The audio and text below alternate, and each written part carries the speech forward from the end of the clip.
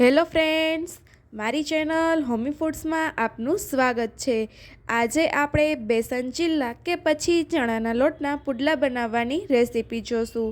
આ પુડલાની અંદર દરેક પ્રકારની ભાજી અને લીલા લસણનો ઉપયોગ થતો હોવાથી તેને શિયાળામાં ખાવાની ખૂબ જ મજા પડે છે। જો તમે આ રીતે પુડલા બનાવશો તો તમારા પુડલા એકવારમાં જ સરસ રીતે ઉથલી જશે। તો ચાલો આપણે પુડલા બનાવવાની શરૂઆત કરીએ। તેના માટે મેં અહીંયા 1 થી 1.5 ચમચી જેટલું આદું મરચું ખાંડીને લીધું છે।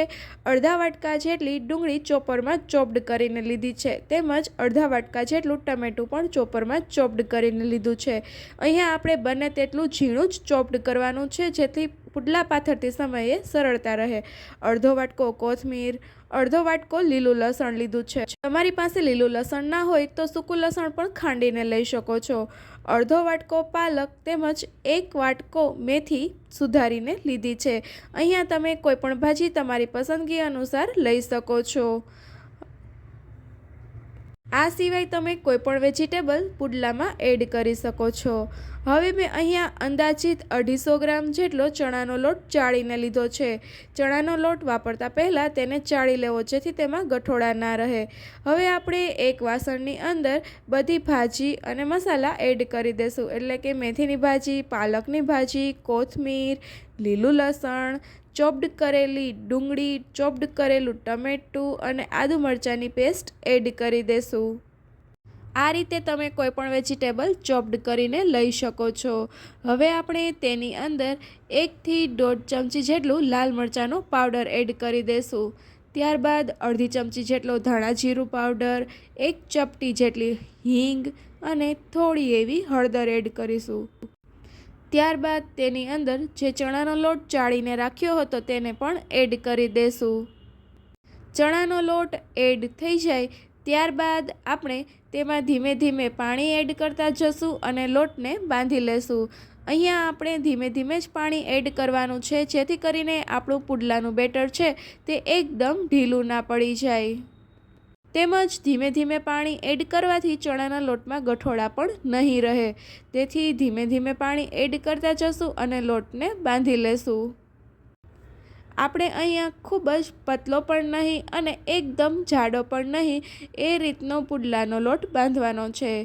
જો લોટ જાડો બાંધશો તો પુડલા પાથરતી સમયે અને ઉથલાવતી સમયે થોડી કઠિનાઈ રહેશે, તેથી બેટરને થોડું ઢીલું જ રાખવું, જેથી પુડલા એકદમ સોફ્ટ પણ થશે અને ઉથલાવવામાં સરળતા પણ રહેશે। હવે આપણે તેની અંદર સ્વાદ અનુસાર મીઠું એડ કરીશું। મીઠું આપણે છેલ્લે જ એડ કરવાનું છે, જેથી કરીને મીઠાની કન્સિસ્ટન્સી જળવાઈ રહે, કેમ કે ચણાના લોટમાં પાણી એડ કરવાથી ચણાનો લોટ છે તે બેસી જશે, તેથી મીઠું હંમેશા છેલ્લે જ એડ કરવું। તો આ રીતનું પતલું બેટર આપણું તૈયાર છે।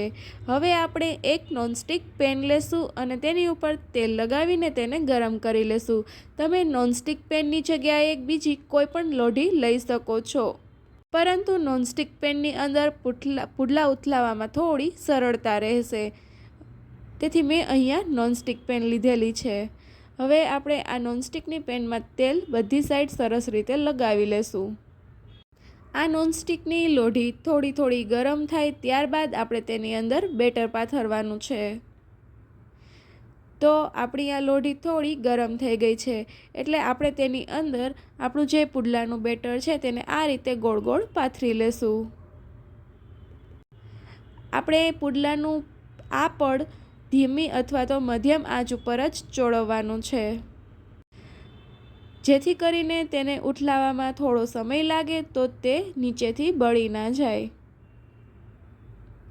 હવે આપણું બેટર પથરાઈ જાય ત્યારબાદ જરૂર લાગે તો ફરતી સાઈડ આપણે ફરીથી તેલ છટકોરી દેશું। હવે આપણા પુડલા બને ત્યાં સુધીમાં જો હજી સુધી તમે મારી ચેનલને સબસ્ક્રાઈબ ના કરી હોય તો ચેનલને સબસ્ક્રાઈબ કરી બાજુમાં આપેલા બેલ આઇકનને પ્રેસ કરી દેજો, જેથી કરી મારા નવા વિડીયોની અપડેટ તમને મળતી રહે।